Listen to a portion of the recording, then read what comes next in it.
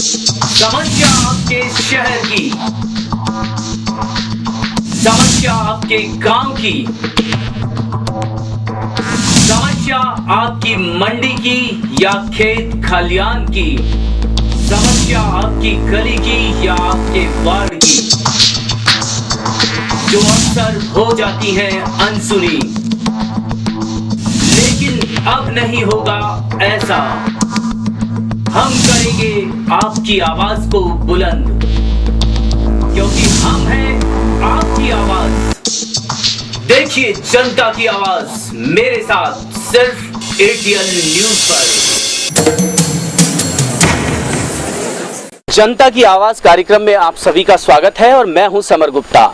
आजादी के 63 साल बाद आम आदमी की समस्याएं और सुविधाओं के लिए सरकार ने क्या किया, इसी मुद्दे को लेकर हम आज आए हैं वार्ड संख्या 1 में और वार्ड संख्या 1 के निवासियों से जानेंगे कि आखिर जो उनकी अपेक्षाएं थी उनके लिए मौजूदा सरकार से लेकर जो सरकारें रही उन्होंने क्या सुविधाएं दी और जो प्रशासन की व्यवस्था पालिका का कार्य है उसके दायित्वों को लेकर किस तरह उन्होंने निर्वहन किया। तो चलिए हमारे साथ और हम आपको बताते हैं वार्ड नंबर 1 के निवासियों की उन बातों से रूबरू भी कराएंगे और उनकी समस्याएं भी जानेंगे। तो चलते हैं हम वार्ड नंबर 1 के निवासियों के पास।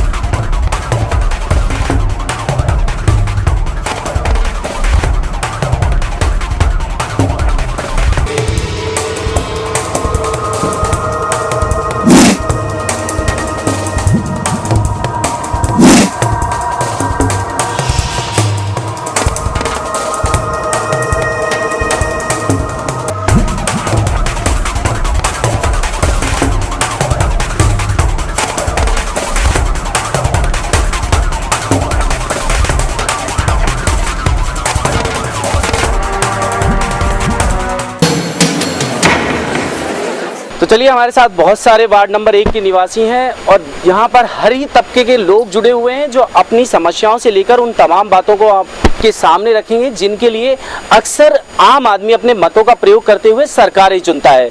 लेकिन ये सरकारें उनकी सुविधाएं और उनकी समस्याओं के लिए क्या करती है उन्हीं की जुबानी हम जानेंगे। तो सबसे पहले हमारे साथ एक महानुभाव हैं, इनसे जानते हैं सरकार के रवैये को लेकर, सरकार की अब तक की कार्यशैली को लेकर। कि सरकारें बदलती हैं, पिछले 63 साल में कई बार सरकारें आई किसी पार्टी की और कभी किसी पार्टी की। सरकार का जो एक दायित्व था कि आज़ादी के बाद एक आम आदमी को जो सुविधाएं मिलनी चाहिए वो किस तरह की मिली हैं? सुविधाओं का तो बढ़ावा हुआ है। जो दूसरी पार्टी ने, उनकी पार्टी की सरकार आई थी लेकिन उन्होंने नहीं किया। जो हर मतलब गरीब तबके की ज़्यादा उन्नति हुई है और मीडियम क्लास भी आगे बढ़ा है, इसमें सभी की उन्नति हुई है। अच्छा, क्या लगता है कि आज़ादी मिलने के बाद लोकतंत्र की व्यवस्थाओं में एक अलग से स्तर होता है जहां पे हम जनप्रतिनिधि चुनते हैं। जनप्रतिनिधियों की जो जिम्मेदारी है, क्या लगता है उन्होंने अपनी जिम्मेदारियों का पूरा निर्वहन किया है? एक वार्ड पार्षद से लेकर हम बात करें कि हमारे देश के जो प्रधानमंत्री हैं वो भी अपनी जो जिम्मेदारी का है उन्होंने पूरी तरह निर्वहन करा है क्या? ऐसा है कि यहाँ पे पार्षद जो बीजेपी के हैं और जो गवर्नमेंट है राजस्थान सरकार वो कांग्रेस की है, तो आगे से ही है। जो वार्ड नंबर में एक में काम हुआ है, जो 50 वार्डों से सबसे ज़्यादा काम हुआ है। चलिए, जैसा आपने कहा कि वार्ड में आपकी भाजपा की पार्षद हैं, गवर्नमेंट कांग्रेस की है, फिर भी काम में कहीं कोई कमी नहीं रही है। तो ऐसे में एक सवाल ये भी उठता है कि विभागीय स्तर पर जो जिम्मेदारियां होती हैं, जो आदमी की मूलभूत समस्याएं होती हैं, बिजली होती है, पानी होती है, इस तरह की जो व्यवस्थाओं के लिए जिम्मेदार विभाग है यूआईटी और नगर परिषद, उसने क्या अपनी जिम्मेदारी पूर्ण रूप से निभाई है? उन्होंने पूरा अपना सहयोग दिया है और जब भी कोई हम समस्या लेके गए हैं तो हमारा समाधान तुरंत किया है उन्होंने। तो क्या कहें हम और क्या माने कि आपकी बातों से क्या लगता है कि आम आदमी को जो मिलना चाहिए था वो कितने प्रतिशत मिला है? मैं तो ये कहूँगा कि 100 में से 100 अंक दिए जाए इसको। चलिए, जैसा इन्होंने कहा कि आम आदमी को जो मिलना चाहिए उसमें 100 में से 100% है, तो ये तो पुरुष वर्ग की एक प्रतिक्रिया थी। ऐसे में हमारे साथ महिलाएं भी खड़ी हैं, उनसे भी जानते हैं कि आखिर वो क्या कहते हैं इन समस्याओं को लेकर, कि उनकी जो हालात है उसमें उन्हें कैसा लगता है। तो सबसे पहले हमारे साथ एक महिला है, इनसे जानते हैं। मैडम बताएं कि आज़ादी के बाद जो देश में बदलाव आए, आम आदमी की जो सुविधाएं और जो समस्याएं थी उनके लिए सरकार ने अब तक क्या किया है? 65 साल 67 साल बीत गए भारत को स्वतंत्र हुए। जो दयनीय स्थिति अंग्रेज के शासन में नहीं थी,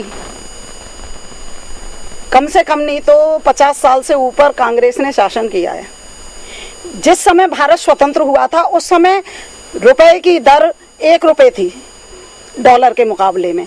आज डॉलर के मुकाबले में रुपए की दर 64-65 रुपए के स्तर पर आ गई है। तो हमारी दैनिक कहाँ विकास हुआ है, कहाँ दिखाई दे रहा है?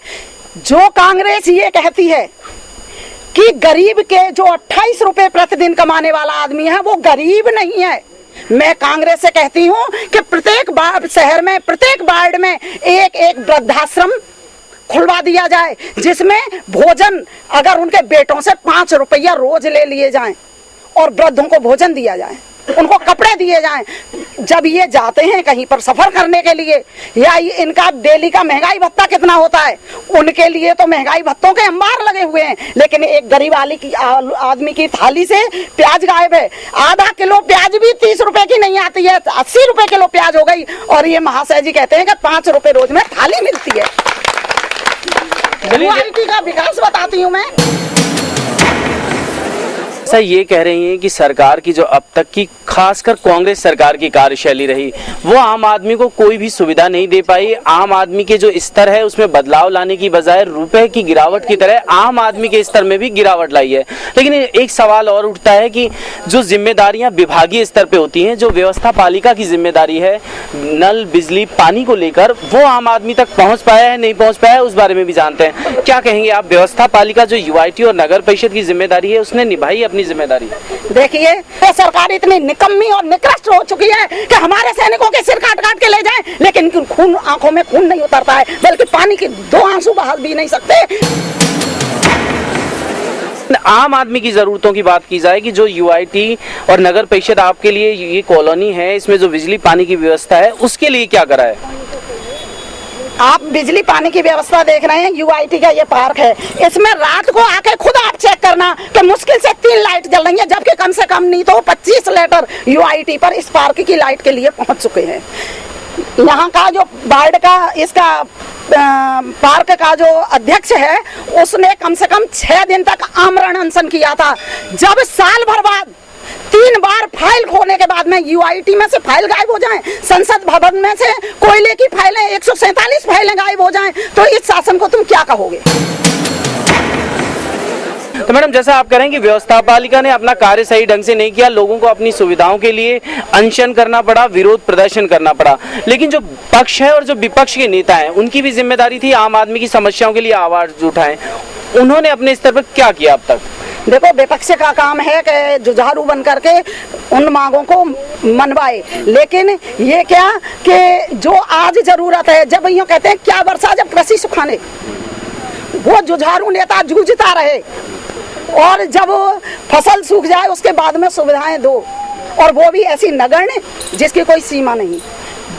कभी भी पार्टी ने भारत से गरीबों को और समस्याओं को हटाने का काम नहीं किया है।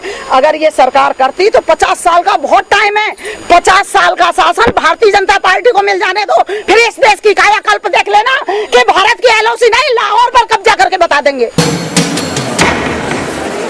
चलिए, जैसा ये साफ तौर पे कह रही हैं कि जो सरकार थी और जो मौजूदा इस समय सरकार है, इन्होंने अपने धर्म का सही समय पे निर्वहन नहीं किया, तो ऐसे में निर्वहन नहीं करने के चलते आम आदमी अपनी समस्याओं से आज तक निजात नहीं पाया। तो एक और इन महोदय से भी जानेंगे हम कि ये क्या कहते हैं। सर बताएं, हमारी जो सरकारें हैं, जो मौजूदा सरकार है, 63 साल बाद आज़ादी के बाद आपको क्या लगता है कि सरकार ने क्या किया है आम आदमी के लिए?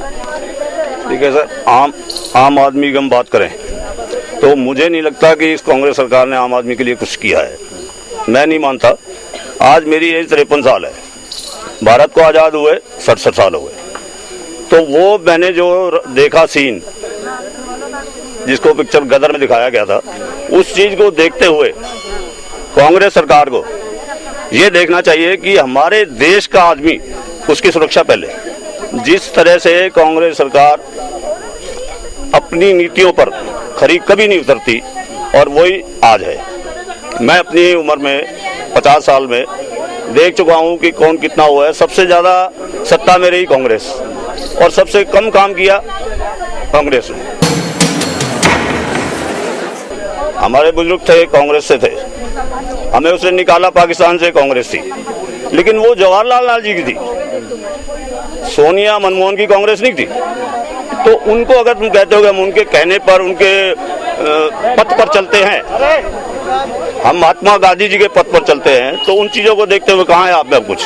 मतलब साफ तौर पर इनका कहना है कि कांग्रेस जहां से शुरू हुई थी, जो उनके उद्देश्य थे और जो उनके नेताओं के विचार थे आम जनता के लिए, उनमें समय के साथ बदलाव आया है, जिसकी स्थिति के चलते आज देश की हालत ऐसी है। तो ऐसे में बात करेंगे आपके वार्ड की। वार्ड में जो आपकी व्यवस्था पालिका है, जो सुविधाएं नगर परिषद और यूआईटी को देनी चाहिए थी, क्या लगता है आपको वो सब मिल पाया है आज तक?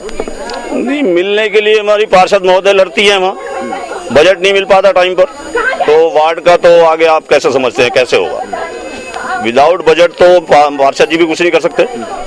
उन ये कोशिश करते हैं, वहाँ जोर लगाते हैं, लेकिन वहाँ वो लोग बैठे हैं, उनका बजट पहले आता है, हमारा बाद में आता है। जैसा आप कह रहे हैं कि बजट नहीं मिल पाता, अगर आकलन किया जाए तो पिछले 3.5 साल तक भाजपा की ही सभापति रही, भाजपा की ही आपकी पार्षद थी, तो ऐसे क्या कारण रहे कि बजट भी नहीं मिल पाया? सिर्फ कांग्रेस को या सरकार को दोष देने से सीमित हो जाते हैं दायरे, या इनकी भी जिम्मेदारी थी, आपकी जो पार्टी से जुड़े हुए लोग थे? देखिए, जब तक बीजेपी चेयरमैन थी हर्षपाल गौर जी, तो उनकी प्लानिंग में भी समय लगता था, किस एरिया को किस तरह से प्लान करना है, किस तरह से काम करवाने हैं, पहले किस क्षेत्र को करवाना है, पहले किसको करवाना है। तो हमारी पार्षद महोदय जहाँ जहाँ थी तो उनकी अभी प्लानिंग चल रही थी, और एन वक्त जब क्रियान्वयन होना था उस टाइम पर हमारे चेयरमैन साहब को हटा दिया गया नाजायज तरीके से। तो आप क्या, उसके बाद कमलेश जी बैठे, जो भी चेयरमैन बैठा, तो अब उनका फर्ज है कि ध्यान दें हमारे वार्ड में भी।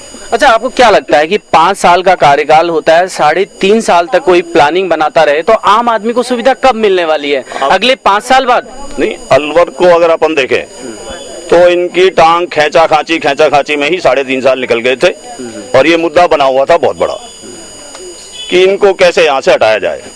उस प्लान में जो है उन्होंने हमारा भी टाइम वेस्ट किया, अपना भी किया। आम आदमी को क्या मिला इस खींचतान से? परेशानी के अलावा कुछ नहीं मिला, तो क्या किया जाए? ऐसी सरकार का जिसका मतलब जून ही रेंगती हो, जिस पर बिना आवाज उठाए कोई काम नहीं हो रहा, तो ऐसी सरकार को हम क्या कहेंगे? चलिए, जैसा ये साफ तौर पे कह रहे हैं कि आज़ादी के जो मायने थे वो आम आदमी तक नहीं पहुंचे, या ये कहें कि आज़ादी जो तंत्र है हमारा उसको रास नहीं आ रही, जैसा ये कह रहे हैं। तो ऐसे में एक महिला है, इन महिला से जानते हैं कि ये बुजुर्ग हैं, ये बताएंगे कि आखिर आज़ादी के बाद जो एक आम आदमी को चाहिए था वो क्या मिला। बताएं अम्मा जी, क्या लगता है आपको? कच्ची बस्ती में मतलब इतने साल से बसावट हुई थी, पूरा हमारे घर की जमीन थी, उसमें फोड़ने तोड़ने के 6 बार गई थी, एप्लीकेशन दे गए थे, उसको कोई ध्यान नहीं दिया था, फिर वो नोटिस दिया था। अब गड़ी नहीं, क्या लगता है आपको कि जिन सुविधाओं के लिए सरकारें बनती हैं वो सरकार आपको सुविधा दे रही है? कोई सुविधा नहीं दे रही, कुछ नहीं दे रही थी, सुविधा दे रही नहीं कुछ। हमारे घर का कच्चे उनको और फोड़ रही है। कारण क्या लगता है आपको कि जो आपके जनप्रतिनिधि हैं वो अपनी आपकी आवाज सही तरीके से नहीं रख पाते? नहीं पाते। क्या वजह क्या है? आप लोग जो चुनते हैं, अपने नेता जो चुनते हैं, उन नेताओं को चुनते टाइम आप लोगों का सिलेक्शन सही नहीं होता, चुनाव सही नहीं होता? सारे चुनाव होता है, सारे काम होते हैं, सारे पार्षद सुने नहीं, हमारी कोई सुनाई नहीं खाते। वोट के टाइम ही आते हैं, हमारे लाइट बिजली का बहुत दुखी है हम। जैसा सीधे तौर पे कहना है कि राजनीतिक बदलाव के चलते सिर्फ वोट की राजनीति रह गई है, तो वोट की राजनीति के चलते आम आदमी की समस्याएं सिर्फ चुनाव तक रहती हैं, और वो भी आश्वासन तक। उसके बाद जब समस्याएं यथार्थ में आती हैं तो उन समस्याओं को लेकर कोई कार्रवाई कर दी जाए, ऐसा देखने में नहीं मिला है। तो ऐसे में एक और शख्स है हमारे साथ, इनसे जानते हैं कि ये क्या कहना चाहते हैं। सर बताएं, आपकी उम्र देखकर भी लगता है कि आपने 63 साल पार कर लिए होंगे, तो ऐसे में क्या लगता है कि आज़ादी के बाद जो एक आम आदमी की सोच थी कि हमें ये मिलेगा, वो सब मिल पाया आपको? नहीं साहब, हमारे लिए कुछ नहीं मिला है। हमारी बस्ती में तो आज तक जाके देखा मैंने, कोई विधायक बनाया जो भी वोट के टाइम में जरूर आते हैं, बाकी कोई किसी ने कोई समस्या ही नहीं देखी अभी तक। आप आज जाकर देखो हमारे कॉलोनी की हालत है, न तो लाइट है, न बिजली है, और न ही रोड है हमारे उस पर। क्या लगता है, आम आदमी जिस तरह अपने मतों का प्रयोग करते हुए एक जनप्रतिनिधि चुनता है, व्यवस्थाओं के साथ एक कार्य करके अपने आप को एक सुकून लेना चाहता है, उस सुकूनियत में कुछ फायदा भी मिलता है, या सिर्फ वोट देने तक आप लोग नेताओं के लिए एक अहम मुद्दा होते हैं, उसके बाद वो मुद्दा भूल जाते हैं? जब वोट रहे जब कहे आपके ये करवाएंगे वो करवाएंगे, आज तक हमारे मोहल्ले में बीपीएल कार्ड है नहीं, जो हकीकत बीपीएल का है, जो बेवा भी हैं, जिनके घर का पति मरे पड़े हैं, मजदूरी कर रहे हैं, बेचारा झोपड़ी में पड़े हैं, और उनके सुबह करते हैं शाम को खाते हैं, उनका आज तक भी फिल्म कार्ड नहीं है, देख लो। नहीं, इस तरह के हालात हैं, उसके लिए किसे जिम्मेदार बताएंगे? आपकी वार्ड पार्षद भाजपा से जुड़ी हुई हैं, सरकार केंद्र में कांग्रेस की है, क्या लगता है दोनों पार्टियों के बीच में तालमेल नहीं होता कि आम आदमी को उसकी सुविधाएं दे पाए? अब साहब हमको तो कोई सुविधा दी ना है, तो कांग्रेस ने दी। अब ये जो बनी है इस टाइम, ये बेचारे देख रेख कर रही है, लोग मैं आपका काम मैं करवाऊंगी, जो फिलहाल में है जो ये। नहीं, पूर्व में जो सभापति थी, क्या उन्होंने आपके कार्यों के लिए कभी अपनी जागरूकता नहीं दिखाई? ऐसा क्या लगा आपको? कुछ करा ही नहीं, हमारा मुझे शिकल नहीं देखी अभी तक। जो भी विधायक कोई बनाए, कोई ने अभी तक आके नहीं देखा मोहल्ला कि भाई कहाँ है ये। फिर क्या लगता है आपको कि जो विभाग हैं, जिनकी जिम्मेदारी है यूआईटी नगर परिषद की, जनप्रतिनिधियों से हट के बात करें तो उन्होंने अपनी जिम्मेदारी कभी निभाई है? नहीं निभाई। अब साहब क्या करें, तो हमारे तो कोई समस्या है ही नहीं। अब थोड़ा सा इनने आश्वासन दिया है हमको, पार्षद है भाई तुम्हारा हम काम कराएंगे। अब थोड़ा निगाह देख रहे हैं, तो देखो आगे ये हमारी सरकार बन जाए तो कुछ हो जाए तो। चलिए, जैसा ये कह रहे हैं कि आम आदमी के पास सिर्फ एक ही चारा बचा है कि वो सुविधाओं को लेकर यही आस लगाए बैठे रहे कि आज मिलेगी कल मिलेगी, लेकिन कब मिलेगी इस बात का उसे कोई पता नहीं है। तो एक और महिलाएं, इनसे जानते हैं कि ये क्या कहते हैं। आप बताएं कि आज जो हालत है उसको लेकर आपको क्या लगता है कि सरकार की जो कार्यशैली है उससे आम आदमी को कितनी निजात मिलती है अपनी समस्याओं से? कुछ सरकार से कुछ भी नहीं मिला, जाते हैं तो कागजों पर साइन तक नहीं होते। और हमारी जो यूआईटी है वो अंधी है एक नंबर की। हमें अलाउड किए मकान कितने दिन हो गए, जो खंडर पड़े हैं वो खंडर, इतनी गंदगी, रोज के डेली सुअर मरते हैं वहाँ, रोज के डेली हम सुअर उठाते हैं। एप्लीकेशन पे एप्लीकेशन लगाए, वो 3-3 दिन तक सड़ते रहते हैं सुअर। क्या लगता क्या है आपको कि जो विभाग हैं ये अपनी जिम्मेदारियों को लेकर क्यों नहीं काम निभा रहे कोई भी, चाहे वो बीजेपी हो चाहे कांग्रेस हो, कोई भी हो, कोई नहीं निभा रहा। कारण क्या समझ में आता है कि ये सरकारें आती हैं, समझ में आता है वो तो उसके पक्ष में छोड़ देता है, वो उसके पक्ष में छोड़ देता है, कोई कारण ही समझ में नहीं आता इनका। चलिए, जैसे साफ तौर पे इनका कहना है कि पार्टियां आती हैं, एक दूसरे पे आरोप लगाती हैं, आरोप लगाने के बाद अपनी जिम्मेदारियों से एक तरफ होके चल देती हैं। ऐसे में आम आदमी की समस्या के लिए क्या कुछ करा जाता है, इस बात को लेकर भी कई सवाल खड़े होते हैं। ऐसे में हमारे साथ स्थानीय वार्ड पार्षद हैं, जिनसे हम जानते हैं कि आखिर लोग जो ये आरोप लगा रहे हैं, पार्टियां बदलने से समस्याओं का समाधान नहीं है, नेताओं में और विभागों में जागरूकता भी होनी चाहिए। तो मैडम, सबसे पहले आप बताएं कि आजादी के इतने साल बाद जब जनप्रतिनिधियों की जो स्थिति है, उनकी मनोदशा क्या लगती है आपको कि सिर्फ एक नेता बन जाना उनके लिए अहम होता है, आम जनता के लिए कुछ करना भी उनकी जिम्मेदारी है? नहीं, उनके लिए तो नेता बनना ही अच्छा लगता है, आम जिम्मेदारी उनके बस की बात नहीं है। अगर आम जिम्मेदारी निभाते तो ये इतनी पब्लिक जो भी कह रही है वो मुद्दा नहीं उठाती। आपको क्या लगता है इसके पीछे कहीं ना कहीं पार्टी के बीच एक खींचतान भी जिम्मेदार है? जो पार्टियां सिर्फ अपने एक मुद्दे को लेकर एक दूसरे पे आरोप प्रत्यारोप लगा के शांत हो जाते हैं या उसका विरोध प्रदर्शन करके ही इतिश्री मान लेते हैं? नहीं, पार्टी ये करती तो है कि आपस में खींचातानी कर रही है, लेकिन खींचातानी में तो आम आदमी मरता है ना।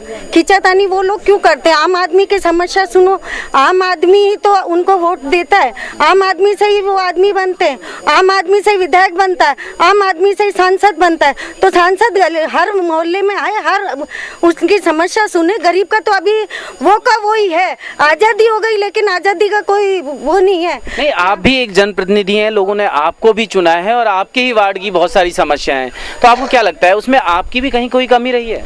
ना, मेरी तो कोई कमी नहीं रही है, ना मेरी तो कोई कमी नहीं रही है, ना मेरी तो कोई कमी नहीं रही है। अगर ये कहते हैं तो ये इनकी सोच है, मेरी सोच में तो कमी नहीं है कि क्योंकि मेरा क्षेत्र यूआईटी का क्षेत्र है और नगर परिषद का कच्ची बस्ती का है। मेरे से ज़्यादा आम आदमियों के लिए लड़ने वाला कोई नहीं होगा। मैं इनके लिए बहुत लड़ती हूँ। आप बहुत लड़ते हैं इनके लिए, लेकिन फिर भी आपके ही क्षेत्र में बहुत सारी ऐसी जगह हैं जहां कूड़े का ढेर है, यूआईटी अपनी जिम्मेदारियों के निर्वहन करने में बहुत पीछे है। कारण क्या लगता है, आप इनके लिए आवाज़ नहीं उठा पाते या विभागीय जो कार्यशैली है वो सेंट्रल में, स्टेट में कांग्रेस की जो सत्ता होने के चलते भाजपा के पार्षदों की सुनवाई नहीं है? नहीं, ये आप बिल्कुल ठीक कह रहे हो कि हमारी सत्ता नहीं है कि विपक्ष की है। मैं बीजेपी की पार्षद हूँ, तो ये क्या है कि अब यूआईटी से है, यूआईटी में भी काम तो बहुत करा है, लेकिन अब जितना काम गरीबों के लिए होना था वो काम वहाँ तक नहीं पहुँचा है। बस ये यूआईटी के क्षेत्र में थोड़ा बहुत हुआ है, वो हो गया। अब इसके लिए मैंने शुरू से ही लेकर अब तक मैंने कई, आप जाके देख लेना, बहुत सारी लेटर लिख रखे हैं। सारे क्षेत्र की, वार्ड नंबर 1 की एक भी गली देख लो, सारी रोड टूटी हुई हैं, लाइटें पुरानी हैं वही लग रही हैं, कोई ऐसा विकास नहीं हुआ। विकास इन्होंने किया है तो वो ये प्लॉट बनाए, आवासीय योजना करी है, तो आवासीय योजना भी आप उठा के देखो, आम आदमी की पब्लिक को थोड़ी दिया है, गरीब आदमी को थोड़ी दिया है। उसमें जो ऊंचे तबके के उनकी लॉटरी निकली है, एक के नाम के 3-3 प्लॉट निकले हैं। ये आम आदमी तक कहाँ पहुँची है सरकार? जैसा ये साफ तौर पे इनका कहना है कि यूआईटी की जो कार्यशैली है वो लॉटरी के हिसाब से, कि कब किसकी किस्मत जब जाए ये यूआईटी तय करेगी, लेकिन कार्यों के प्रति इनकी किस्मत पर कब कोई कार्रवाई होगी इसका आम आदमी को पता नहीं है। ऐसे में एक यूथ हमारे साथ खड़े हैं, इन यूथ से जानते हैं कि देश की आज़ादी के बाद इनको क्या लगता है कि देश की आज़ादी के बाद एक यूथ जो सोचता है कि मेरा देश ऐसा होगा, उसको लेकर वो क्या समझते हैं। बताएं सर, देश की आज़ादी को लेकर एक अनुमान लगाया गया था कि देश में बहुत सारे बदलाव आएंगे, उन बदलाव को आप किस नज़रिए से देखते हैं? ऐसा है कि अभी तक कोई बदलाव हुआ नहीं है। जैसे कि हमारा वार्ड नंबर 1 में बीच में ही शहर में पड़ता है ये, और इसमें हमारी एक जाटो मोहल्ला की बस्ती है, उसमें अभी तक सड़क नहीं बनी हुई है, जो कि हमारी कम से कम 6 पीढ़ी गुजर चुकी हैं, 6ठी पीढ़ी चल रही है। आप कह रहे हैं कि 6ठी पीढ़ी से आपके यहाँ का एक रास्ता नहीं बना, तो आपको क्या लगता है किसकी जिम्मेदारी थी और कौन से ऐसे लोग हैं या कौन सा ऐसा विभाग है जो अपनी जिम्मेदारियों को लेकर सोते रहे आज 6 पीढ़ियाँ बीत जाने के बाद भी? ऐसा है कि हमारे यहाँ पर बड़े बड़े अधिकारी आ चुके हैं मोहल्ले में, लेकिन उनने भी सुनाई नहीं करी है। कारण क्या लगता है आपको, इसके पीछे कारण क्या होता है? आपके वार्ड पार्षद ने कभी नहीं आपकी बात को सुना हो, या आपको लगता है कि विभाग अपनी जिम्मेदारियों को लेकर सो रहा है?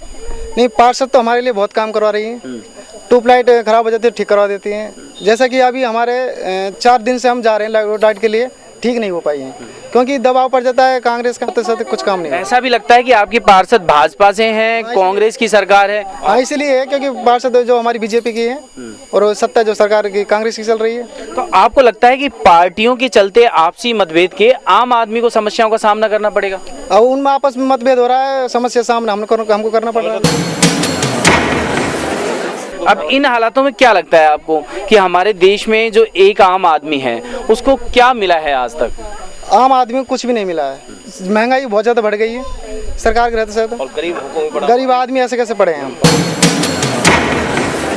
चलिए, ये आम आदमी है, युवा है, इनका साफ तौर पे कहना है कि योजनाएं सिर्फ आश्वासनों की योजना बन के रह गई है। 6 पीढ़ी से ये लोग एक सड़क के लिए तरस रहे हैं, लेकिन उस सड़क की जगह आज तक सिर्फ इनको आश्वासन की सड़क मिली है। ऐसे में इनकी समस्याओं के लिए क्या कुछ हुआ होगा ये जान पाना आपके लिए भी आसान है।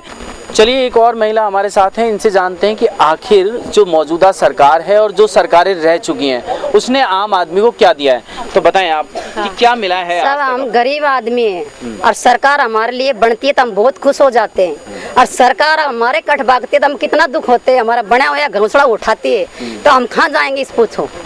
तो सरकार ने ये ध्यान दे कि हमारा नोटिस क्यों दिया उल्टा, इसको नोटिस को उल्टा ले और हमारे को पट्टा दिया जाए।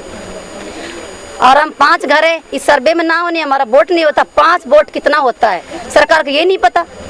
सरकार तो हमारी बनाई हुई है, तो सरकार हमारा कट क्यों काट रही है ये बताओ पहले। चलिए, जैसा इनको कहना है साफ तौर पे कि सरकार अपनी नई प्लॉटिंग की योजनाएं लाती है और उसमें बहुत बार ऐसा भी होता है कि कुछ लोगों के प्लॉटों को सरकार अपने कब्जे में लेकर उनका एक मुआवजा देकर नई योजनाओं के तहत कार्य शुरू कर देती है, लेकिन जो आदमी है जिसकी ज़मीन है उसको वो सही मुआवजा नहीं मिलता और उसके पास नौकरी का कोई और सूत्र नहीं होता जिसके चलते वो अपना रोजगार बना पाए। तो ऐसे में उसके लिए जीना दूभर होता है। तो ऐसे में सरकार सिर्फ योजनाएं बनाकर अपनी इतिश्री मान ले या इन योजनाओं के साथ साथ उस आदमी के प्रति भी जिम्मेदारी निभाए जिसकी वो जमीन ले रही है। तो ऐसे में आपने सुना कि ये साफ तौर पे कह रही हैं कि सरकार सिर्फ योजनाओं तक सीमित ना हो जाए बल्कि जिससे ले रही है उसको कुछ देने की भी कोशिश करे। तो ऐसे में और भी जानते हैं कि आपके इलाके की जो समस्याएं हैं वो क्या विशेष हैं। सब हमारी पार्षद है, 1 नंबर वार्ड है, उसकी बेचारी खूब कोशिश करती है, उसके चालन नहीं देते। क्या कारण है ये हमको भी नहीं पता, नहीं हम पढ़े नहीं हम लिखे, इतना जरूर जानते कि हमारी पार्षद हमारे साथ है, तो ऐसा काम क्यों करते हैं यूआईटी वाला। चलिए सरकार तो हम बनाते।